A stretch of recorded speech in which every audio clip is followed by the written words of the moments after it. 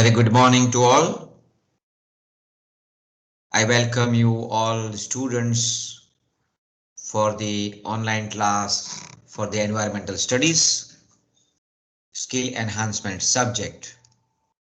I acknowledge the resources. I acknowledge the government of Gujarat for providing necessary facility to take online class, and I also thank you as well as your parents. So this subject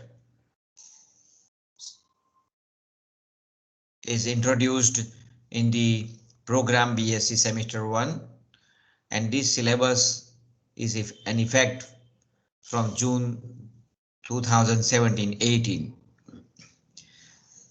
The code, as I am always telling you, that you have to remember the code. તમારે code યાદ રાખવાનો છે. US01 S એ skill enhancement નો છે. ENV environment and 21 is paper number. So we are studying unit 1. We have covered so far these topics: components, definition, scope, and multidisciplinary nature. Now in this lecture we are going to discuss about the remaining part of this unit. So by the end of this lecture our first unit will be completed. આજે આ ચેપ્ટરમાં બાયોજીઓકેમિકલ cycles, જેમાં carbon અને nitrogen cycle આપણા અભ્યાસક્રમમાં છે એ આપણે સમજશું. ત્યારબાદ સસ્ટેનેબિલિટીનો concept અને સસ્ટેનેબલ ડેવલપમેન્ટ શું છે એની થોડીક વાત આપણે કરવાની છે. આપણે અગાઉ કમ્પોનન્ટ્સ જોયા: એટમોસ્ફિયર, લિથોસ્ફિયર, હાઇડ્રોસ્ફિયર અને બાયોસ્ફિયર. આ બધા સ્ફિયરમાંથી બધાની વચ્ચે ઇન્ટરેક્શન છે એ દર્શાવતી ચક્રીય ઘટના, જેમાં બાયોલોજીકલ પ્રોસેસ, જીઓલોજીકલ પ્રોસેસ અને કેમિકલ પ્રોસેસ, એટલે એને બાયોજીઓકેમિકલ સાયકલ્સ કહેવાય છે. એ એકબીજાની સાથે ઇન્ટરલિંક્ડ હોય છે. એવી આ ચક્રીય પ્રક્રિયામાં આ ઘટકો ફરી પાછા મૂળ સ્વરૂપમાં ઉપલબ્ધ થાય છે. આ ચક્રીય પ્રક્રિયા ન હોય તો, આ ઘટકો ઉપલબ્ધ ન થાય તો જીવન અટકી પડે એમ કહી શકાય. તો આવી કેટલીક બાયોજીઓકેમિકલ સાયકલમાંથી આપણે બે સાયકલ, કાર્બન સાયકલ અને નાઇટ્રોજન સાયકલ નું વર્ણન જોવાનું છે. એટલે અહીંયા જોશું કે એટમોસ્ફિયરમાંથી બાયોલોજીકલ ઓર્ગેનિઝમમાં એક ભાગ બને, ફરીથી એ જમીનનો એક ભાગ બને એટલે લિથોસ્ફિયર, પાણીમાં પણ ભળે અને ત્યાંથી ફરી પાછું એ એટમોસ્ફિયરમાં ભળી અને ફરી પાછો બાયોલોજીકલ ઓર્ગેનિઝમ્સનો એક ભાગ બને. તો આ બંને ઘટકો કાર્બન અને નાઇટ્રોજન કેવી રીતે આ ચક્રીય પ્રક્રિયામાં સતત સક્રિય હોય છે એની આપણે વાત કરશું. સૌથી પહેલા આપણે જોશું કાર્બન સાયકલ. કાર્બન સાયકલની ટૂંક નોંધ પૂછાય ત્યારે એને બે રીતે પૂછાય. તમને માત્ર કાર્બન સાયકલ દર્શાવતો ચાર્ટ પૂછી શકે છે, અથવા કાર્બન ચક્ર વર્ણવો, ડિસ્ક્રાઇબ ધી કાર્બન સાયકલ, તો તમારે ચાર્ટની સાથે એનું વર્ણન મુદ્દાઓસર કરવાનું. સૌથી પહેલા આપણે એક વખત આપણે ચાર્ટ જોઈ લઈએ, પછી આ ચાર્ટ દરેક સ્લાઇડની સાથે સાથે આવશે, તમારે જોતા રહેવાનો છે. જેમ કે આપણે પ્લાન્ટ્સની અંદર જે પ્રોડ્યુસર્સ છે, વનસ્પતિઓ છે, એ પ્રોડ્યુસર્સ કહેવાય, ઉત્પાદક કહેવાય, કારણ કે એ હવામાંથી કાર્બન ડાયોક્સાઇડ CO2 નું શોષણ કરશે અને એ પ્રક્રિયા છે ફોટોસિન્થેસિસ, અને એ ઉત્પાદન કરશે ખોરાકનું. આ ખોરાક પ્રાણીઓ દ્વારા ગ્રહણ થાય એટલે કાર્બન આ પ્રાણીઓના બંધારણીય ઘટકનો અંદર સામેલ થાય. બીજી તરફ આ જ વનસ્પતિઓ પ્રકાશ સંશ્લેષણની ક્રિયા કરીને CO2 નું શોષણ કરે, પણ શ્વસનની પ્રક્રિયા કરશે એટલે ઓક્સિજન મેળવશે પણ કાર્બન ડાયોક્સાઇડ રિલીઝ કરશે, એટલે એટમોસ્ફિયરમાં કાર્બન ડાયોક્સાઇડ રિલીઝ થશે. મેં આ થોડીક વાત પ્રકાશ સંશ્લેષણ અને શ્વસન વનસ્પતિની બાબતમાં ચોખવટ કરી હતી, તે અહીંયા આગળ બહુ સ્પષ્ટ થાય છે કે વનસ્પતિઓ ન માત્ર કાર્બન ડાયોક્સાઇડનું શોષણ કરે અને ઓક્સિજન રિલીઝ કરે છે, પણ શ્વસન દરમિયાન એ કાર્બન ડાયોક્સાઇડ પણ રિલીઝ કરે છે. એટલે અહીંયા આગળ આ ફોટોસિન્થેસિસ અને રેસ્પિરેશનથી વનસ્પતિ અને એટમોસ્ફેરિક કાર્બન ડાયોક્સાઇડ વચ્ચે સતત આપ લે થાય છે. એક તરફ લે પણ છે અને બીજી બાજુ કાર્બન ડાયોક્સાઇડ આપે પણ છે. તો આ વનસ્પતિઓ અહીંયા કહ્યું પ્રમાણે એનિમલ્સનો એક ભાગ બને. એનિમલ્સના બંધારણીય ઘટકમાં આ કાર્બન વપરાય. આ કાર્બન વાપરનારા જે એનિમલ્સ છે તેઓ પણ શ્વસનની પ્રક્રિયા દરમિયાન પોતે CO2 નું ઉત્સર્જન કરશે, એટલે ફરી વાતાવરણમાં આ CO2 ભળી જાય છે. તો બીજી તરફ આ વનસ્પતિઓ મૃત થવાથી અથવા તો પ્રાણીઓના ઉત્સર્ગ દ્રવ્યો અથવા પ્રાણીઓના મૃત્યુ થવાથી આ બંને કન્ડિશનમાં એ ડેડ ઓર્ગેનિક મેટર તરીકે ઓળખાશે. બીજી તરફ વનસ્પતિઓ છે એ પણ મૃત બને તો એ ડેડ ઓર્ગેનિક મેટર તરીકે વપરાશે. આ ડેડ ઓર્ગેનિક મેટર પર ડીકમ્પોઝર્સ એટલે કે વિઘટકો દ્વારા વિઘટન થતા એમાંના મૂળભૂત તત્વો તરીકે કાર્બન ફરી પાછો વાતાવરણમાં ભળે છે. તો બીજી તરફ આ ડેડ ઓર્ગેનિક મટીરિયલ જો ડીકમ્પોઝ ન થાય અને ખૂબ ઊંડે સુધી જો કોઈ જગ્યાએ એ દટાઈ જાય તો વર્ષો સુધી દટાયેલી પ્રક્રિયાઓને કારણે તેમાંથી આપણને કોલ, ઓઇલ, ગેસ જેવા ઘટકો મળે છે, જેના બળતણથી આપણે બધાનો આનો ઉપયોગ ફ્યુઅલ તરીકે વાપરીએ છીએ. તો આના બળતણથી ફરીથી હવામાં કાર્બન ડાયોક્સાઇડ ભળતો હોય છે. તો આ આખી પ્રક્રિયામાં અંતે એટમોસ્ફિયરની અંદર કાર્બન ડાયોક્સાઇડ પાછો ફરી જતો હોય છે. તો એટમોસ્ફિયરમાંથી એટલે કે વાતાવરણમાંથી એક આવરણમાંથી એ બાયોસ્ફિયરમાં એટલે ગ્રીન પ્લાન્ટ્સ અને એનિમલ્સમાં આવે છે. અને આ બાયોસ્ફિયરમાંથી ફરીથી જો ડેડ થઈ જાય તો તે લિથોસ્ફિયર મારફતે ડિકમ્પોઝર્સ મારફતે જમીનમાં અને અંતે એટમોસ્ફિયરમાં ભળે છે. આ પ્રક્રિયામાં તમે જોઈ શકો છો કે એટમોસ્ફિયર, લિથોસ્ફિયર, બાયોસ્ફિયર આ બધા ઘટકો સામેલ થયેલા છે. તો આના મુદ્દાઓને આપણે સમજીએ તો આ આકૃતિ તમારે બરાબર યાદ રાખવાની છે. Carbon is building block of all organic substance, primary element for all living form as carbohydrate, lipid, protein, enzyme, hormone અને ન્યુક્લિક એસિડ. તમે કેમેસ્ટ્રીમાં જેમ ભણો છો તેમ બાયોલોજીની અંદર પણ આપણે કહી શકીએ કે કાર્બન એ બિલ્ડિંગ બ્લોક વગર ઓર્ગેનિક મેટર કોઈ સંભવ નથી. તો બધા જ ઓર્ગેનિક દ્રવ્યોને બનાવવા માટેના મુખ્ય દ્રવ્ય તરીકે કાર્બન અનિવાર્ય છે. એબાયોટિક સ્વરૂપની અંદર પણ એ કાર્બન ડાયોક્સાઇડના રૂપમાં હવામાં હોય છે, કાર્બોનેટ્સ અને બાયકાર્બોનેટ્સના રૂપમાં પાણીમાં હોય છે, અને એ જમીન પર રહેલા ખડકો ઉપર કે ફોસિલ્સની અંદર એટલે કે જે અશ્મિઓ છે તેમાં અને જે મિનરલ્સ છે તેની અંદર, ખનિજો છે તેની અંદર આ કાર્બન રહેલો છે. પ્લાન્ટ્સ જે છે, હવે આને તબક્કાવાર તમારે લખવાનું છે કે આપણે જેમ શરૂઆત હમણાં કરી હતી એ જ મુદ્દાઓને હવે હું શબ્દોમાં તમારી સામે રજૂ કરું છું અને સાથે સાથે ચાર્ટ આવતો જશે. વનસ્પતિઓની પહેલી આપણે વાત કરી હતી. એટલે પ્લાન્ટ CO2 વાપરે છે, હવામાંથી CO2 મેળવી અને પ્રકાશ સંશ્લેષણની પ્રક્રિયા કરી અને પોતાનો ખોરાક બનાવે છે. એટલે કાર્બન એનો ઇન્ટિગ્રલ પાર્ટ બને છે, અંતર્ભૂત ભાગ બને છે. હવે એ ફૂડ ચેનની અંદર દાખલ થાય છે. એટલે હવે એના ઉપર નિર્ભર થતા બધા જ ઘટકો, એટલે આ વનસ્પતિઓને અહીંયા આગળ પ્રોડ્યુસર એટલા માટે જ લખવામાં આવ્યું છે, એટલે કે ઉત્પાદક છે. એ ખોરાકનું ઉત્પાદન કર્યું છે અને હવે ખોરાક તરીકે આ વનસ્પતિઓ અન્ય વનસ્પતિઓ, આ વનસ્પતિઓમાંથી અન્ય પ્રાણીઓ અને પ્રાણીઓમાંથી બીજા પ્રાણીઓમાં એમ તબક્કાવાર ફૂડ ચેઇન, આહાર જાળ મારફતે એ અન્ય પ્રાણીઓ સુધી આ કાર્બન પહોંચે છે. અને આ દરેકના મૃત્યુથી, વનસ્પતિનું હોય કે પ્રાણીનું મૃત્યુ હોય, એમાંથી કાર્બન હવે ફરી પાછો કુદરતમાં પાછો ફરે છે. જો એ ઓઇલ, કોલ, ગેસના રૂપમાં એ જો સંગ્રહિત થઈ જાય વર્ષો સુધી, હજારો મિલિયન્સ ઓફ યર્સ સુધી સંગ્રહિત થાય તો ફરી પાછું એનું કમ્બર્શન્સ એટલે કે ફ્યુઅલ તરીકે વપરાયા પછી બળતણ થઈને એમાંથી જે નીકળતો ધુમાડો છે એમાંથી એ ફરી કાર્બન ડાયોક્સાઇડ રિલીઝ થાય છે.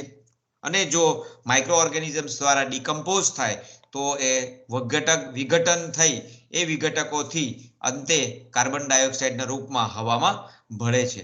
કાર્બન જે છે એ એટમોસ્ફિયરમાં વોલ્કેનિક ઇરપ્શનથી પણ દાખલ થાય છે. જ્યારે કોઈ પણ જગ્યાએ પૃથ્વી ઉપર હજી પણ ઘણા બધા જ્વાળામુખી સક્રિય છે તો જ્વાળામુખી દ્વારા પણ આ કાર્બન ડાયોક્સાઇડ હવામાં ભળતો હોય છે. આપણે આગળ જોયું એમ બર્નિંગ ઓફ ફોસિલ ફ્યુઅલથી death and decay of any living forms, forest fires, જંગલમાં આગ લાગે તો પણ કાર્બન ડાયોક્સાઇડ અંદર ભળતો હોય છે. ઓશન છે, સમુદ્ર છે, એ કાર્બનનો બિગેસ્ટ રિઝર્વોયર છે. એટલે કે એનો જે કાર્બન છે એનો સંગ્રહ મેક્સિમમ માત્રામાં આમાં ઓશનની અંદર થાય છે. It stored as a carbonate and bicarbonate ions and as a continuous in exchange with the atmosphere.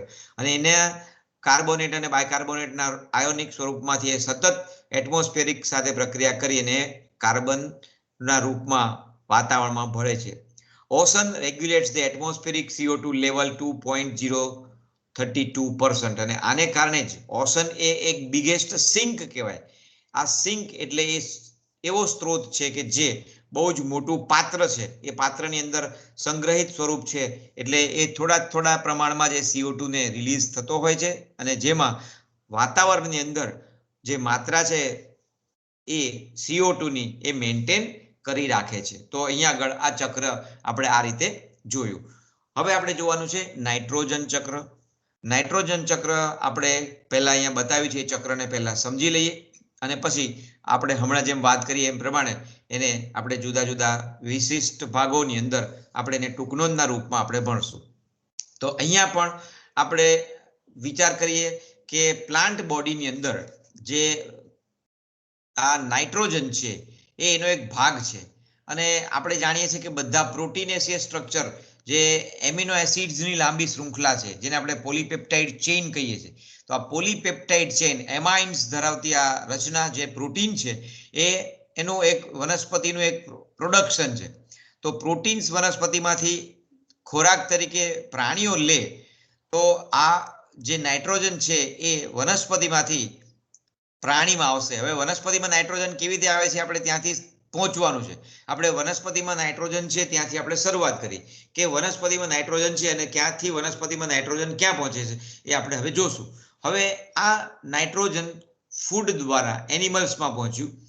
એનિમલ્સનું death અને ડીકે થતા આ ઓર્ગેનિક મેટર અથવા વનસ્પતિનું ડેથ અને ડીકે થતા આ ઓર્ગેનિક મેટર ડિકમ્પોઝર્સ દ્વારા ફરીથી હવે વિઘટન પામશે.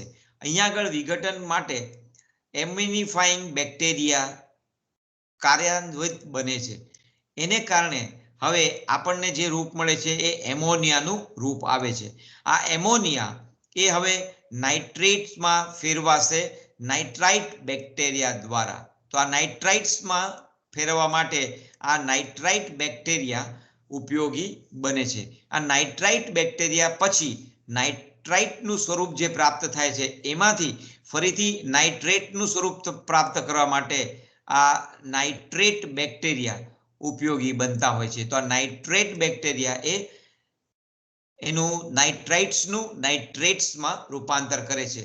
પછી જે પ્રક્રિયા થાય છે એ ડીનાઇટ્રિફિકેશનની પ્રક્રિયા જરૂરી છે. તો ડીનાઇટ્રિફાઈંગ બેક્ટેરિયા દ્વારા હવે નાઇટ્રેટ્સને મુક્ત નાઇટ્રોજન સ્વરૂપમાં હવામાં મુક્ત કરાય છે. હવામાં મુક્ત થયેલો નાઇટ્રોજન આપણે જાણીએ છીએ કે 78% છે. આટલો બધો હોવા છતાં પણ આ સીધો કોઈના દ્વારા લઈ શકાતો નથી. હવામાં આટલો બધો નાઇટ્રોજન છે તો એ નાઇટ્રોજન જે હવામાંનો છે એ નાઇટ્રોજન ફિક્સિંગ બેક્ટેરિયા કેટલીક લીલ જેને આપણે સિયાનો બેક્ટેરિયા કહીએ છીએ અને ઇલેક્ટ્રિફિકેશનની પ્રક્રિયા હવામાં થતી વીજળીના ચમકારા દ્વારા પણ આ હવામાંનો નાઇટ્રોજન એ યુઝેબલ ફોર્મમાં એ કન્વર્ટ થાય છે. તો આ નાઇટ્રોજનનું ફિક્સેશન થવાનું આ અગત્યનું પરિબળ અસ્તિત્વમાં આવે છે. અને નાઇટ્રોજન ફિક્સ થાય ત્યારે એ નાઇટ્રોજન ઓર્ગેનિક નાઇટ્રોજનના રૂપમાં હવે ઉપલબ્ધ બને તો એ વનસ્પતિનો એ ઇન્ટિગ્રલ ભાગ બની શકે. તો વનસ્પતિનો ઇન્ટિગ્રલ ભાગ બને. બીજી તરફ અહીંયા આગળ પ્રોટીન સિન્થેસિસ દરમિયાનમાં પણ નાઇટ્રેટ્સમાંથી ફરી આ પ્રોટીન સિન્થેસિસ દરમિયાનમાં પણ આ ઇન્ટિગ્રલ પાર્ટ બનતું હોય છે. તો આવી રીતે આ એક સિમ્પલ આકૃતિમાં લેઆઉટમાં આપણે જોઈએ કે કયા કયા તબક્કાઓમાંથી આ નાઇટ્રોજન ફરી પાછો નાઇટ્રોજન રૂપમાં અસ્તિત્વમાં આવે છે અને ફરી એ યુઝેબલ ફોર્મમાં પ્લાન્ટ્સમાં પ્રવેશે છે. તો આપણે એના તબક્કાઓને આપણે જોઈએ. Nitrogen and its compounds are essential constituent of proteins which is the building block of all living organisms. ફરીથી નાઇટ્રોજન એ આપણા શરીરના બંધારણનો મહત્વનો ઘટક છે. એટમોસ્ફિયરની અંદર આપણે જોયું એમ 78% 78% નાઇટ્રોજન અવેલેબલ છે, જે વનસ્પતિ કે કોઈ પણ જીવંત સજીવો દ્વારા સીધો ઉપયોગ કરી શકાય નહીં એવી સ્થિતિમાં હોય છે. એટલે એને ફિક્સેશન કરવું જરૂરી છે અને એ ફિક્સેશન જે છે એમાં કાર્બન, હાઇડ્રોજન, ઓક્સિજન એને અંદરના સ્વરૂપમાં એટલે કે ઓર્ગેનિક રૂપમાં એ કન્વર્ટ થવો જરૂરી છે. આ પ્રોસેસ જે છે નાઇટ્રોજન ચક્રની પ્રક્રિયા એ આ 4 તબક્કામાં પૂરી થશે.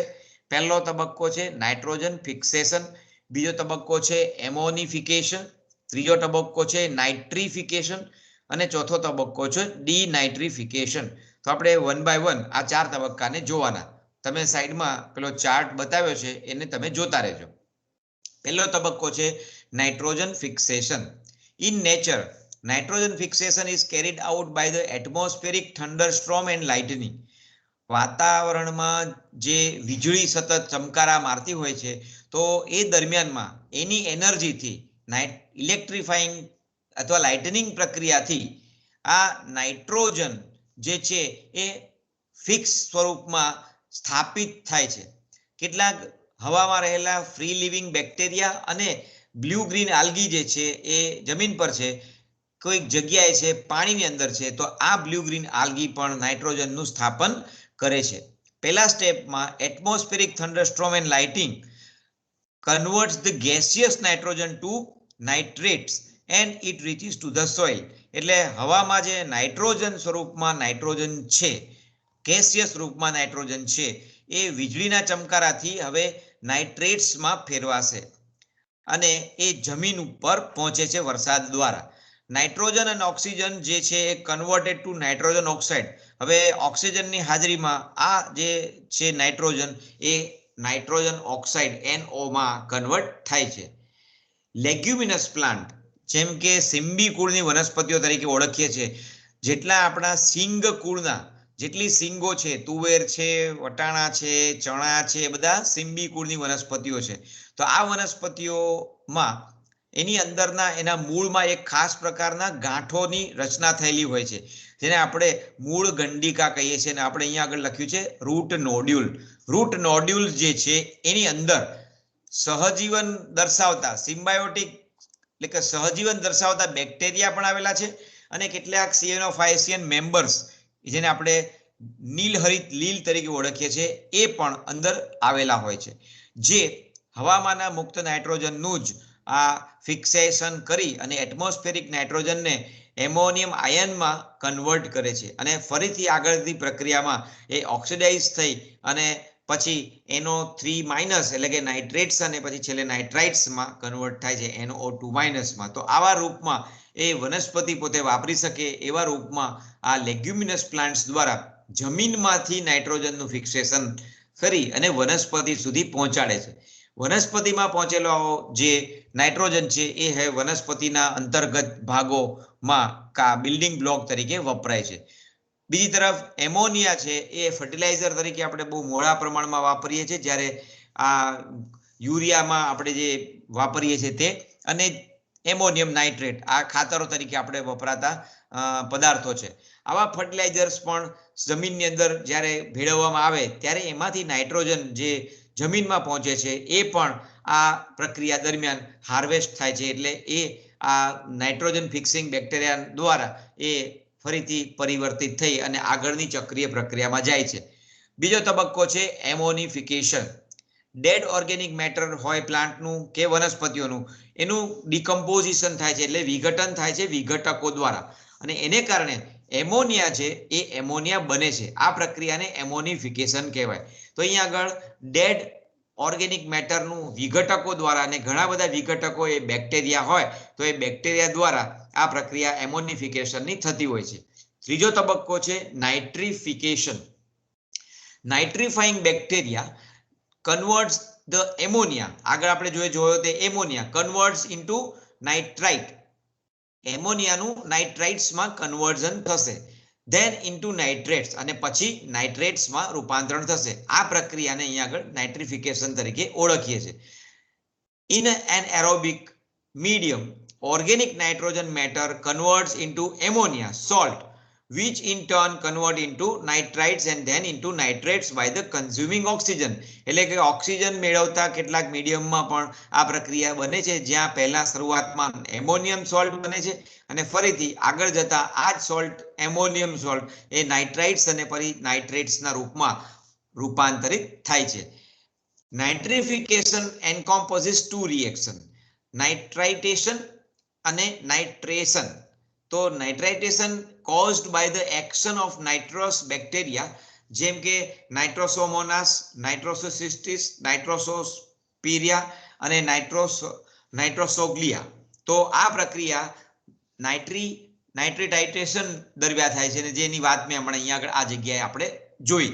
જ્યારે નાઇટ્રેટ સ્વરૂપમાં ફેરવવા માટે જે બેક્ટેરિયા વપરાય છે એ લગભગ એ જ હોય અથવા એના જેવી બીજી કેટલીક સ્પીસીસ જેમ કે નાઇટ્રોબેક્ટર, નાઇટ્રોસિસ્ટિસ, બેક્ટોડર્મા અને મેક્રોડર્મા, આ બેક્ટેરિયા દ્વારા આ નાઇટ્રેટ બેક્ટેરિયાના મેં નામ લીધા એના દ્વારા એ હવે નાઇટ્રેટ્સમાં ફેરવાશે. તો આ ત્રીજી પ્રક્રિયા પૂર્ણ થશે અને ત્રીજી પ્રક્રિયાના આગળ ધપાવવામાં આ બધા બેક્ટેરિયા ઓટોટ્રોફિક અને સ્ટ્રિક્ટલી એરોબિક છે એવું આપણને જણાવવામાં આવે છે. એટલે એ વાતાવરણના ઓક્સિજનનો ઉપયોગ કરે છે અને આ બેક્ટેરિયા છે એ energy produced when ammonia and nitrites are oxidized to reduce the mineral carbon released by the either carbon dioxide or carbonates. તો આનો પણ ઉપયોગ તે દરમિયાન એ કરતા હોય છે.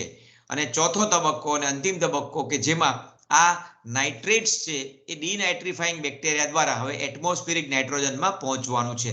Ultimately nitrogen leaves the soil through this process. અને આ બેક્ટેરિયા છે એ ડીનાઇટ્રિફાઈંગ બેક્ટેરિયા એ જમીનમાં સ્ટોર થયેલું આ નાઇટ્રેટ્સનું રૂપ છે એને મુક્ત કરે છે.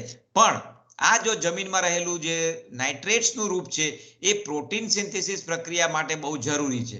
એટલે વનસ્પતિ જ્યારે સોઇલમાંથી જ્યારે એબ્સોર્બ કરશે ત્યારે એ વનસ્પતિ આ બેક્ટેરિયાની નાઇટ્રિફિકેશનની પ્રક્રિયા દ્વારા બે પ્રકારના બેક્ટેરિયા દ્વારા છેલ્લે નાઇટ્રેટ્સમાં ફેરવાશે. તો આ નાઇટ્રેટ્સ જે જમીનમાં રહેલું છે એ મુક્ત નાઇટ્રેટ્સ હવે પ્રોટીન સિન્થેસિસ બનાવવા માટે જમીનમાંથી મૂળ દ્વારા શોષિત થાય છે. પણ આવું ન થાય અને જમીનમાં રહી ગયેલો નાઇટ્રેટ્સ જો વનસ્પતિ દ્વારા શોષિત ન થાય તો તે ડીનાઇટ્રિફાઈંગ બેક્ટેરિયા દ્વારા હવે એટમોસ્ફેરિક નાઇટ્રોજનમાં પહોંચશે. એટલે ફરી નાઇટ્રોજન ક્યાં પહોંચી ગયો? હવામાં. આપણે હવામાંથી શરૂઆત કરી હતી અને હવામાં નાઇટ્રોજન પહોંચ્યો. તો denitrifying bacteria converts ammonia and ammonium ions back into the nitrogen gas અને નાઇટ્રસ ઓક્સાઇડ. એટલે નાઇટ્રોજન ગેસ અને નાઇટ્રસ ઓક્સાઇડમાં એ કન્વર્ટ કરશે અને these gases again enter into the atmosphere.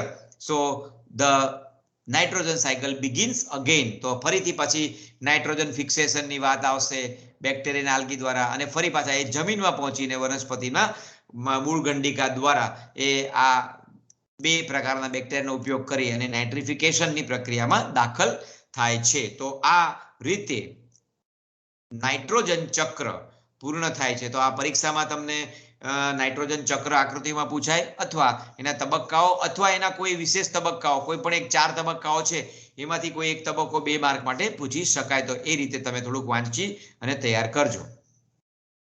Human interference, આપણે આ જે પ્રક્રિયા જોઈ એ કુદરતી રીતે થતા નાઇટ્રોજનના સ્ત્રોતની વાત કરી, પણ માણસનું ઇન્ટરવેન્શન આવશે. માણસ જ્યારે કોઈ પ્રક્રિયા કરશે તો એના દ્વારા પણ આ નાઇટ્રોજન હવામાં મુક્ત થાય છે અથવા જમીનની અંદર એ નાઇટ્રોજન પહોંચે છે. તો એની કંઈક અહીંયા 2 લીટીમાં આપણે વાત સમજી લઈએ.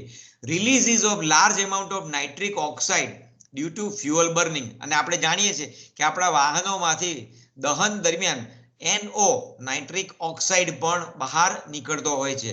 Releases of this nitrous oxide N2O due to the application of commercial inorganic fertilizers and anaerobic conversion of dung.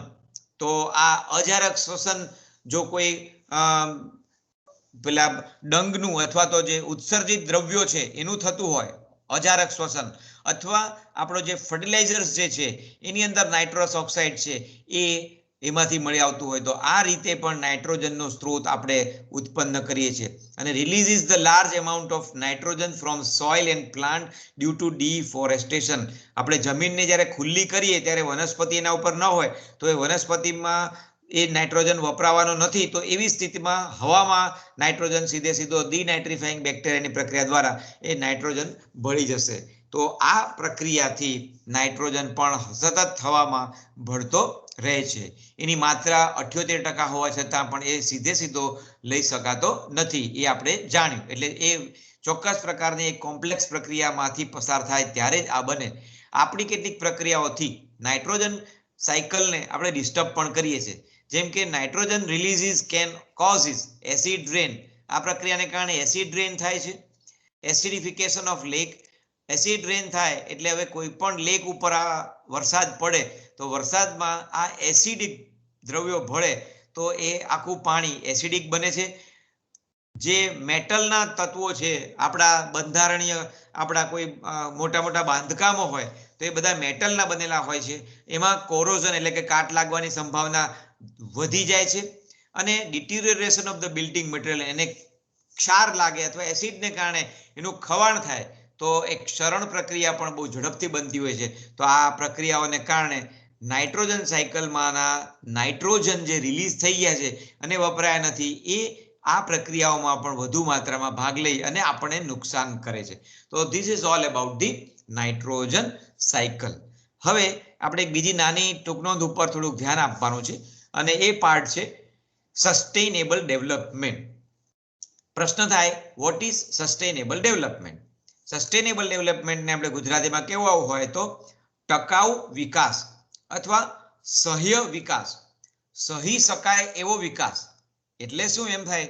અથવા ટકાઉ વિકાસ. હવે કોઈ પણ વિકાસ ટકાઉ જ હોય ને, આપણે વિકાસ કરીએ તો આપણા વૃદ્ધિ તબક્કાઓમાં સારા માટે કરતા હોઈએ છીએ તો એ વિકાસ ટકાઉ જ હોવો જોઈએ. પણ એ વિકાસ ક્યારે ટકાઉ કહેવાય? કે જ્યારે એ વિકાસના લાભ, એના મીઠા ફળ આપણા પછીની આવનારી પેઢીઓ માટે ઉપલબ્ધ હોય. માત્ર શું આપણે આપણા સ્વાર્થ માટે, આપણી પોતાની અત્યારની આજની જ પેઢી માટે અને આજના જે અત્યારે પૃથ્વી પર જીવે છે એ મનુષ્ય માટે છે? આપણને એમ થાય કે આ વસ્તુ કંઈક આપણા માટે કુદરતમાં મૂકેલી છે તો આપણે એનો ઉપયોગ કરવા માંડીએ અને આપણને એના સારા પરિણામો મળે અને આપણે એનો લાભ લેવા માંડીએ. પણ આપણને એમ થાય કે ના હજી પણ આમાંથી વધારે આપણે આનો ઉપયોગ કરીએ, હજી વનસ્પતિઓનો, પ્રાણીઓનો અથવા જમીનનો કે કુદરતી તત્વોનો ઉપયોગ કરીએ અને આપણે વિકસિત થવા માંડીએ. તો શું આ પ્રક્રિયાથી પેલા જે સ્ત્રોત છે એ સ્ત્રોતનો નાશ તો નથી થઈ જતો ને? એ જો તમે ન ધ્યાન રાખો તો એવું બની શકે કે આવતીકાલની પેઢી માટે એ સ્ત્રોત જ ઉપલબ્ધ નહીં હોય અને આપણે જે અત્યારે મીઠા ફળ ચાખીએ છીએ એ ભવિષ્યની પેઢીને કદાચ જોવા પણ ન મળે. તો સસ્ટેનેબલ ડેવલપમેન્ટને વ્યાખ્યાયિત કરવું હોય તો કંઈક અહીંયા લખ્યું છે એ આપણે સમજીએ. Development of progress that meets the needs of the present. Development of progress that meets the need of the present. જે વિકાસ અને વૃદ્ધિ જે છે એ આપણી અત્યારની પેઢીને જરૂરિયાત પૂરતી છે. Without compromising the ability of future generation to meet their own needs. એ એવી રીતે હોવી જોઈએ કે ફ્યુચર જનરેશનની જે ઈચ્છાઓ છે, એ લોકોની જરૂરિયાતો છે, એ જરૂરિયાતોને પૂર્તતા કરવા માટે કોઈ એને નુકસાન પહોંચાડ્યા વગર આપણે આજની નીડને, આજની જરૂરિયાતને આપણે પહોંચી શકીએ અને જો વિકાસ થાય તો એ વિકાસ ટકાઉ કહેવાય. એટલે કે આપણે આવનારી પેઢી માટે કંઈક મૂકતા જઈએ અને બાકીનું બચ્યું છે એમાંથી આપણે આજની પેઢીને વિકાસના ફળ ચખાડીએ તો આવનારી પેઢી માટે એ વસ્તુ ઉપલબ્ધ રહેશે અને એ વસ્તુ ઉપલબ્ધ હોય તો આવનારી પેઢી પણ એ નવા વિકાસના ફળો ચાખી શકે. એટલે આવનારી પેઢીનો વિચાર કરી અને અત્યારનો વિકાસ કરવો એ સસ્ટેનેબલ ડેવલપમેન્ટ કહેવાય, ટકાઉ વિકાસ કહેવાય. સહી શકાય એવો વિકાસ કહેવાય. નહીં તો વિકાસ અસહ્ય બની જાય. કદાચ એવું બને કે આપણે વિકાસ કરવાના નામે આપણે કોઈ સ્ત્રોતનો મહત્તમ ઉપયોગ કરી દીધો હોય. ફોર એક્ઝામ્પલ, અત્યારે આપણે કાર્બન ડાયોક્સાઇડનું પ્રમાણ વધારી રહ્યા છે અને આપણે ઘણા બધા ગ્રીન હાઉસ ઇફેક્ટની સાથે સાથે સી લેવલ રાઇઝના પણ ઇસ્યુઝ આવી રહ્યા છે. પણ આપણે કારણ શું છે તો કે ફોસિલ ફ્યુઅલનું અતિશય બર્નિંગ. આપણે એટલો બધો વિકાસ કરવા ગયા કે એમાં આપણે એટલું બધું બળતણ વાપરી નાખ્યું કે આવનારી પેઢીને તો બળતણ પણ નહીં મળે અને ઉર્જાનો સ્ત્રોત આપણે એના માટે ખતમ કરી નાખ્યો. પણ આપણે આવનારી પેઢીને પણ બળતણ મળી રહે અને આપણે પણ બળતણ વાપરી અને આપણે વાતાવરણને પ્રદૂષિત ન કરી અને આપણે કોઈ ટકાઉ વિકાસ કરીએ તો એને આપણે ટકાઉ કહી શકાય, કારણ કે એ વિકાસ ટકી શકે. નહીં તો આવનારી પેઢી સુધીમાં એ જો વસ્તુ ખતમ થઈ જશે તો એ વસ્તુથી એ લોકો વંચિત તો રહેશે પણ એના જે સારા ફળ છે એમાંથી એ બાકાત રહી શકે છે. તો this is a basic concept behind the sustainable development. એના 3 પિલર છે, 3 પી તરીકે ઓળખાય છે, 3 પી. દરેકમાં પી આવશે. જેનો પહેલો પી છે profit. First P is profit. આ સસ્ટેનેબલ ડેવલપમેન્ટની કે ટકાઉ વિકાસ કોને કહેવાય? તેમાં 3 વસ્તુ હોવી જોઈએ. Profit, that is economic development થવું જોઈએ, પણ યુટિલાઇઝેશન ઓફ નેચરલ રિસોર્સિસ વ્યવસ્થિત થાય તો. કુદરતી સંસાધનોનો વ્યાજબી ઉપયોગ આપણે કરીએ તો જ આપણું જે ઇન્ડસ્ટ્રીયલાઇઝેશન છે એ વધવું જોઈએ, પણ આવનારી પેઢીના ભોગે નહીં. Raising the quality of life, આપણી ક્વોલિટી ઓફ લાઈફ ચોક્કસ વધવી જોઈએ પણ આવનારી પેઢીના ભોગે ન વધવી જોઈએ. આપણે એગ્રીકલ્ચરલ ડેવલપમેન્ટ બહુ જ કરી રહ્યા છીએ અને એના ભાગરૂપે જ અત્યારે આપણે કેટલાક ફેરફારો જોઈ રહ્યા છે, પોલિસીની અંદર ફેરફારો રહી રહ્યા છે. ખેતીવાડીમાં ખેડૂતો બધા પોતે નવા સાધનો, નવી ટેકનિકનો ઉપયોગ કરતા થયા છે, નવા બિયારણો વાપરતા થયા છે અને એવા બધા સારા ક્રોપ લેતા થયા છે કે હવે એ પોતે આગળ પોતાનો વિકાસ કરી શકે છે. તો એગ્રીકલ્ચર ડેવલપમેન્ટ જેને દેખાય છે એ લોકો માટે આ એગ્રીકલ્ચર ડેવલપમેન્ટ સારી વસ્તુ છે. પણ એ નુકસાન કરતા ક્યારે બને કે જ્યારે એટલા બધા હદ રૂપે તમે એવું ડેવલપમેન્ટ કરી નાખો કે આવનારી પેઢી માટે એગ્રીકલ્ચરલ લેન્ડ જ ના હોય. તમે જમીનને પ્રદૂષિત કરી નાખી હશે, પાણીને પ્રદૂષિત કર્યું હોય તો એગ્રીકલ્ચરનું ડેવલપમેન્ટ જ શક્ય નથી. તો આપણે એ બધું સાચવી અને એગ્રીકલ્ચરનું ડેવલપમેન્ટ કરીએ તો આપણને પ્રોફિટ મળે. અને ક્રિએટિંગ જોબ ઓપોર્ચ્યુનિટી, આપણે વિકાસ કરવો હોય તો વિકાસ કરવાના નામે આપણને નવા જોબ ઉત્પન્ન થાય. એ જોબને કારણે અત્યારની પેઢીને સારું ચોક્કસ મળી રહે, પણ આપણે એવી રીતે કરાય કે આ પ્રોફિટ આવનારી પેઢી સુધી લાંબા સમય સુધી ચાલુ રહે. તો પહેલો પિલર ઇકોનોમિક ડેવલપમેન્ટનો પ્રોફિટ. બીજો પિલર છે સોશિયલ, જેમાં બીજો પી છે પીપલ. સોશિયલ ડેવલપમેન્ટ થવું જોઈએ. ટકાઉ વિકાસમાં કેવું હોય તો કે basic need of life, food, water, shelter આ બધું મળી જવું જોઈએ, મળતું રહેવું જોઈએ અને આવનારી પેઢીને પણ મળવું જોઈએ.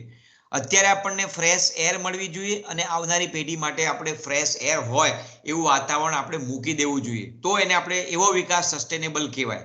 આપણને પૂરતા ક્લોથ્સ સારા પ્રમાણમાં આપણને ઉપલબ્ધ છે અને આવનારી પેઢી માટે સારા વસ્ત્રો પણ એમાં ઉપલબ્ધ થવા જોઈએ. સોસાયટીને એ ઉપલબ્ધ થવા જોઈએ. આપણા સોસાયટીની અંદર એજ્યુકેશન વધુ બહોળી માત્રામાં પહોંચવું જોઈએ કે જેથી આવનારી પેઢી પણ સમૃદ્ધ બની શકે. એની સાથે હેલ્થ અને સેનિટાઇઝેશનનો અત્યારના કોરોના કાળમાં આ બે વિષય પર તો અત્યારે એક વ્યક્તિ સભાન થઈ ગયો છે. થોડા સમય પૂરતો તો થયો જ છે. આગળ જતા આપણી પોતાની જૂની પુરાણી ટેવ હશે તો આપણે બેદરકાર બની જશું તો ફરી પાછા પૃથ્વી ઉપર બીજા બધા રોગો આપણા હુમલો કરવા તૈયાર રહેશે. પણ જો આપણે અહીંયા ચેતી જઈએ કે આપણું હેલ્થ, આપણું સ્વાસ્થ્ય એ બહુ જ અગત્યનું છે અને સ્વચ્છતા, સેનિટાઇઝેશન એ અત્યંત જરૂરી છે. તો આ બીજો છે એ પીપલ માટેનો પિલર છે અને એ સસ્ટેનેબલ ડેવલપમેન્ટ અપાવી શકે. અને ત્રીજો પી છે પ્લેનેટ. આપણે પૃથ્વી એક જ છે એટલે આપણે એન્વાયરમેન્ટનું ડેવલપમેન્ટ કરવા માટે આપણને એર પણ ક્લીન જોઈશે, વોટર પણ ક્લીન રાખવી પડશે અને સોઇલ પણ ક્લીન રાખવી પડશે. અત્યારે આજના સમયે આપણે સસ્ટેનેબલ ડેવલપમેન્ટ આ ફિલ્ડમાં જોઈ શકતા નથી, કારણ કે આપણે એર પણ પોલ્યુટ કરી દીધી છે, વોટર પણ પોલ્યુટ કર્યું છે અને સોઇલ પણ પોલ્યુટ એટલે પ્રદૂષિત કરી છે. એટલે હવાનું પ્રદૂષણ, પાણીનું પ્રદૂષણ અને જમીનનું પ્રદૂષણ એટલી બધી માત્રામાં કર્યું કે આવનારી પેઢી સસ્ટેનેબલ ડેવલપમેન્ટના આ ફળ ચાખી શકવાની નથી, કારણ કે આપણે એક પિલરને તોડ્યો છે અને આગલા પિલરો પણ ઘણા ઘણા અંશે તૂટ્યા છે. તો આ 3P જાળવવા બહુ જરૂરી છે, અને જો જળવાય તો આપણે એને સસ્ટેનેબલ ડેવલપમેન્ટ કહી શકાય. કેવી રીતે સસ્ટેનેબલ ડેવલપમેન્ટ આપણે એચીવ કરી શકીએ, મેળવી શકીએ? કંટ્રોલિંગ પોપ્યુલેશન એક્સપ્લોઝન, અતિ માત્રામાં વસ્તી વિસ્ફોટ છે એ બધા જ ફળ ને આરોગી જાય છે અને એ વિકાસ વ્યવસ્થિત રીતે વહેંચી શકાતો નથી. કન્ઝર્વેશન ઓફ નેચરલ રિસોર્સિસ, આપણે જેટલા પણ કુદરતી જે સ્ત્રોત છે એનો સંસાધનો છે એનું સંરક્ષણ કરવું બહુ જરૂરી છે. 3R, રિસાયકલ, રીયુઝ અને રિડ્યુસ, આ પ્રિન્સિપલ આપણે અપનાવવો પડશે. કોઈ પણ વસ્તુનું રિસાયકલિંગ કરી શકાય તો વધારે સારું, જો રિસાયકલિંગ ના થતું હોય તો એને રીયુઝ કરી શકાતો હોય તો એ વધારે સારું, અને જો એ ના થઈ શકતું હોય તો એનો વપરાશ ઘટાડવો, તો પણ આપણે આ પ્રિન્સિપલને એચીવ કરીને આપણે સસ્ટેનેબલ ડેવલપમેન્ટ મેળવી શકશું. આપણે બધા હવે ક્લીન ટેકનોલોજી તરફ ગયા છીએ. ઓઝોનનું ડિપ્લીશન થયું એનું કારણ ફ્રીઝ છે એવું ખબર પડી, એટલે આપણા ઘરમાંથી હવે જે નવી ટેકનોલોજીના ફ્રીઝ છે એમાં એ CFC ફ્રી ટેકનોલોજી આવી ગઈ છે, એટલે ક્લીન ટેકનોલોજી, અને એને કારણે આપણે ઘણા બધા અંશે ઓઝોનનું ડિપ્લીશન ઘટાડી શક્યા છે. આવું જ બીજી બધી ઇન્ડસ્ટ્રીઝની અંદર પણ ક્લીન ટેકનોલોજી ધીમે ધીમે વપરાતી શરૂ થઈ છે, અને આવનારી પેઢીમાં અથવા આવનારા ભવિષ્યમાં તમે પણ એના એક સાયન્ટિસ્ટ અને કોઈક સારા વ્યક્તિ બનશો કે જેથી આ ક્લીન ટેકનોલોજીને તમે પણ લાવશો અને તમારી ઇન્ડસ્ટ્રીઝની અંદર આને એપ્લાય કરશો, તો પર્યાવરણને આપણે આગળના 3 પિલરમાંનો છેલ્લો એન્વાયરમેન્ટનો પિલરના 3 જે પેરામીટર હતા એને તમે બચાવી શકશો. Provide house, education, health care two rural population, ગ્રામ્ય વિસ્તારોને આપણે દરેકને ઘર, દરેકને અભ્યાસ, ભણતર અને દરેકને સારું સ્વાસ્થ્ય પહોંચાડી શકીએ તો ઓટોમેટિકલી આપણે આવનારી પેઢીને માટે સારું સસ્ટેનેબલ ડેવલપમેન્ટ આપણે આપી શકશું. અને આપણી સરકારોનો જો ધ્યેય આ જ હોય, સારા ઘર આપવાનું, સારું એજ્યુકેશન આપવાનું અને સારું હેલ્થ આપવાનો પ્રયત્ન કોઈ પણનો હોય, સામાજિક રીતે કોઈ સંસ્થાનો પણ હોય, કોઈ એજ્યુકેશન સંસ્થાનો હોય કે તમારો પોતાનો હોય, તો એ તમે આ સસ્ટેનેબલ ડેવલપમેન્ટ એચીવ કરવા માટે ફાળો આપી રહ્યા છો એમ કહેવાય. પછી છે વુમેન એજ્યુકેશન એન્ડ એમ્પાવરમેન્ટ, આની બાબતમાં બહુ ધ્યાન અપાય છે. આપણને ગર્વ છે કે અત્યારે બેઠેલા ક્લાસમાંથી મોટા ભાગની વુમેન કેન્ડિડેટ્સ બેઠા છે. તો વુમેન એજ્યુકેશન પહેલા એટલું નહોતું, જ્યારે હવે વુમેન એજ્યુકેશન વધુ માત્રામાં થઈ રહ્યું છે. સ્ત્રીઓને ભણતરમાં આગળ આવતી રહી છે, એ લોકોને સક્ષમ બનાવવામાં આવે છે, પોતે પોતાની રીતે પોતાના પગભર થઈ શકે એવું ટેકનોલોજીનો ઉપયોગ કરીને પોતે કરી શકે એ દિશામાં કામ કરવું જોઈએ. ડેવલપ પોલ્યુશન કંટ્રોલ મેથડ્સ, આપણે જુદી જુદી પોલ્યુશન કંટ્રોલ મેથડ્સ, પોલ્યુશનને ઘટાડી શકાય એવા કેટલાક પદ્ધતિઓ એટલે તબક્કાઓને શોધી કાઢવાના અને એને ડેવલપ કરી અને ઇમ્પ્લિમેન્ટ કરવાના, તો એનાથી પણ આપણે પ્રદૂષણને ઘટાડી શકશું. અને સૌથી અગત્યનું છે ટ્રી પ્લાન્ટેશન અને અવેરનેસ, એટલે કે વૃક્ષ વાવવાનું કામ અભિયાન છે. એ મોટા ભાગે એક દિવસનો ફોટો પાડવાનો પ્રોગ્રામ હોય છે, પણ તમે જો ખેડૂત પુત્રો હો તો તમે કદાચ આ કાર્યક્રમ કરતા જ હશો. તમારા ખેતરોની આસપાસ સારા સારા વૃક્ષો, સારી સારી વનસ્પતિ ઉછેરતા જાઓ અને જાગૃતિ ફેલાવો, તો પણ તમે સારું કામ કરો છો એમ કહી શકાય. તો આ બધા તબક્કાઓથી તમે કહી શકો કે એન્વાયરમેન્ટને બચાવવાની પ્રક્રિયામાં તમે સસ્ટેનેબલ ડેવલપમેન્ટ મેળવવામાં એક મહત્વનું યોગદાન આપ્યું છે. કઈ કઈ ઇમ્પેક્ટ છે ટેકનોલોજીની એન્વાયરમેન્ટ પર? ટેકનોલોજી આપણે જરૂરી છે, પણ એની સામે કેટલાક ભયસ્થાનો પણ છે. તો એ ભયસ્થાનો એન્વાયરમેન્ટ માટે કયા છે, એની ડાયરેક્ટ ઇમ્પેક્ટ જોઈએ અને ઇનડાયરેક્ટ ઇમ્પેક્ટ જોઈએ. તો પહેલી ઇમ્પેક્ટ છે આ ટેકનોલોજીની એન્વાયરમેન્ટ પર, ઇન્ડસ્ટ્રીયલ એક્સિડન્ટ્સ જો વધે છે, હવામાંથી ચીમનીમાંથી નીકળતો ધુમાડો અને અચાનક કોઈ વિસ્ફોટ થાય તો આજુબાજુના વિસ્તારમાં કેટલાય લોકોનું મૃત્યુ થતું હોય છે. તો ઇન્ડસ્ટ્રીયલ એક્સિડન્ટ્સ, હમણાં જ આપણો લોકડાઉનનો પિરિયડ ચાલતો હતો એ દરમિયાનમાં જ આંધ્રપ્રદેશમાં એક બહુ મોટી દુર્ઘટના ઘટી ગઈ, અને એના જેવા કેટલાય એક્સિડન્ટ બધા થતા રહે છે, પણ પછી એ પાછા આપણે બધા ભૂલી જવાની ટેવને કારણે આપણે ભૂલી ગયા છીએ. તો આવા ઇન્સિડન્ટ્સને કારણે કેટલી વ્યક્તિઓ પોતાના જીવ ગુમાવતી હોય છે. રાત્રિ દરમિયાનમાં અચાનક જ બંધ થયેલ પ્લાન્ટની અંદર પ્લાન્ટમાં બ્લાસ્ટ થયો અને સવાર પડે ત્યાં સુધીમાં લોકો રોડ ઉપર દોડી દોડીને ટપોટપ મરવા માંડ્યા હતા. એક્સેશન ઓફ રિસોર્સિસ, બહુ વધુ માત્રામાં જે આપણે રિસોર્સિસનું દોહન કરી રહ્યા છીએ, આપણે સંશોધનોને વાપરી રહ્યા છે, એ ટેકનોલોજીને કારણે છે અને એ ટેકનોલોજી નુકસાન કરતા બની રહી છે. રિલીઝિસ ઓફ પોલ્યુટન્ટ્સ, આપણે પોલ્યુટન્ટ્સને રિલીઝ કરવાના કારણે આપણે જમીન, પાણી અને હવાને પ્રદૂષિત કરી રહ્યા છે. રિમૂવલ ઓફ વેજીટેશન કવર, આપણે ઇન્ડસ્ટ્રીઝની વિકસાવવાના નામે સારા જંગલો અથવા જમીનની સારી ખેતીલાયક જમીનોને આપણે દૂર કરી, વેજીટેશન કવર દૂર કરી અને એના ઉપર ઇન્ડસ્ટ્રીઝ સ્થાપીએ છીએ. તો આ એક ખોટી વાત છે. એવી જગ્યાએ ઇન્ડસ્ટ્રીઝ સ્થાપો કે જ્યાં નુકસાન ન કરે. તો કચ્છમાં છે, રાજસ્થાનમાં છે, એવા બધા વિસ્તારો છે કે જ્યાં બેરન લેન્ડ છે. એ લેન્ડ ઉપર કોઈ વસ્તુ ઉગતી નથી. આમ તો બહુ એ લેન્ડ પણ ઇકોલોજીકલી ઇમ્પોર્ટન્ટ છે, પણ તમે ત્યાં એવા એન્વાયરમેન્ટના નવા ટેકનોલોજીના ઇસ્યુઝને સાથે તમે એડ્રેસ કરીને ઇન્ડસ્ટ્રીઝ નાખો તો ભૂકંપ પછી આ પરિસ્થિતિ કચ્છમાં બની છે. એટલે ત્યાં વેજીટેશન કવર રિમૂવ કર્યા વગર ઇન્ડસ્ટ્રીઝ નાખી છે. પણ આપણા જેવા ખેડા, આણંદ જિલ્લા જેવા વિસ્તારોમાં કે જ્યાં ખૂબ જ માત્રામાં સારી જમીન છે, સારું પાણી અવેલેબલ છે, ત્યાંની જમીન જો ખરાબ ન હોય તો એવી જમીન ઉપર ઇન્ડસ્ટ્રીઝ નાખવાને બદલે એવી જગ્યાએ રાખવું જોઈએ કે વેજીટેશન કવરને રિમૂવ ન કરવું પડે. અને લેન્ડસ્કેપનું ચેન્જીસ, એટલે કોઈ પણ જગ્યાએ આપણે પર્વત હોય અથવા તો મેં અગાઉ પણ એક ઉદાહરણ આપ્યું હતું કે કોઈ જગ્યાએ ટેકરાઓ હોય, માટી હોય ને એનાથી માટીઓ કાઢીને સપાટ બનાવી દેવામાં આવે ને પછી એને લેન્ડનો ઉપયોગ કોઈક ઇન્ડસ્ટ્રીઝ નાખવા માટે પણ કરવામાં આવતો હોય છે. પણ આવી બધી વસ્તુઓની ઘટનાઓને નિવારવી જરૂરી હોય છે. તો લેન્ડસ્કેપની અંદર પણ ચેન્જીસ થતા હોય છે. બીજી તરફ ઇનડાયરેક્ટ ઇફેક્ટ છે deforestation causes the extinction of sum species. Industries આવે, ટેકનોલોજી આવે એટલે ડિફોરેસ્ટેશન થાય અને એને કારણે ત્યાં રહેતા જંગલમાં રહેતા કેટલાક એવા જીવો લુપ્ત થઈ જાય કે જેને આપણે કદાચ નોંધ પણ ના કરી હોય. તો એમાંથી આપણે બચવું જોઈએ, એને અટકાવવું જોઈએ. Pollute the soil May cause the change in the land use pattern. જમીનને પ્રદૂષિત થઈ જાય તો પછી એ જમીન હવે કોઈ ઉપયોગમાં રહેતી નથી, વપરાશ વગરની બની જાય છે, નુકસાન કરતા થઈ જાય છે. એરનું પોલ્યુશન છે એ મનુષ્યની અંદર ઘણા બધા રોગને આમંત્રિત કરે છે. તો આ બધી વસ્તુઓ ટેકનોલોજીની ઇમ્પેક્ટ તરીકે આપણે ગણવાની છે. અને છેલ્લે આપણા જેટલા ક્યુમ્યુલેટિવ ઇમ્પેક્ટ, લાંબા ગાળે જે અસરો થતી હોય છે, અહીંયા એક એક્ઝામ્પલ આપીને મારું લેક્ચર પૂરું કરું.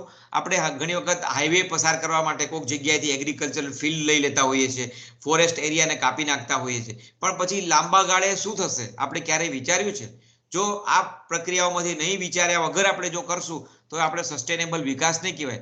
પણ આપણે એવી ટેકનોલોજીથી કરશું કે જેથી પ્રાણીઓ, ખેતીવાડીની વસ્તુઓને બચી શકે, નીચેના જે ખેતરો છે લીલા હર્યા ભર્યા રહીને છતાં પણ એક્સપ્રેસ હાઈવે બને તો પછી કંઈક તો જ એ વિકાસને આપણે કહી શકાય. પણ એ વસ્તુની સાથે હું એ પણ કહી શકું છું કે ગુજરાતમાં એવા ઘણા બધા પ્રોજેક્ટ બની રહ્યા છે કે નીચેથી ખેતરો હશે અને ઉપરથી ઇલેવેટેડ હાઈવે પસાર થઈ રહ્યા છે.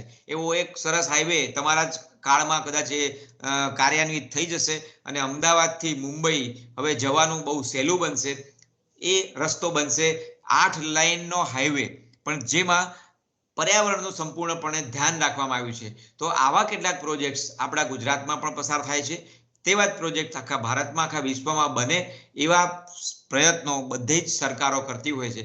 તો આપણે ભવિષ્યની પેઢીનું વિચારી અને અત્યારનો વિકાસ કરીએ તો એ વિકાસને આપણે ટકાઉ વિકાસ કહેવાય. So I thank all of you for your patience hearing.